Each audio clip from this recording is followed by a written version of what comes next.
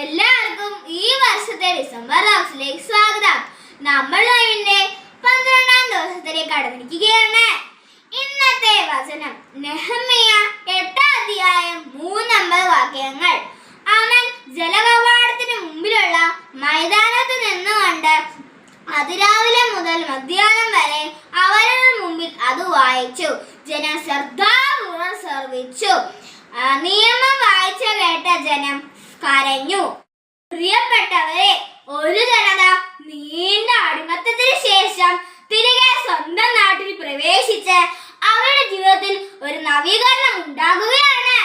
അതിന്റെ തുടക്കമാണ് മൈതാനത്ത് നിന്നുകൊണ്ട് അതിരാവിലെ തൊട്ട് ഉച്ച വരെ ദൈവവചന വായന കേൾക്കുകയും അനുഭവിക്കുകയും ചെയ്യുന്ന രംഗം. നമ്മുടെ ജീവിതത്തിൽ ഈ നോയമ്പ് കാലത്ത് ദൈവവചനത്തിലേക്ക് തിരിയുവാനും ഭക്തിപൂർവ്വം ബൈബിൾ വായിക്കുവാനും വചനം തരുന്ന സൗഖ്യവും വിടുതലും അഭിഷേകവും സ്വീകരിക്കാൻ നമുക്ക് സാധിക്കട്ടെ. ഇന്നത്തെ സുഹൃദേവം, എന്റെ ഈശോയെ നിന്റെ വചനം കൊണ്ട് എന്നെ നിറയ്ക്കണമേ.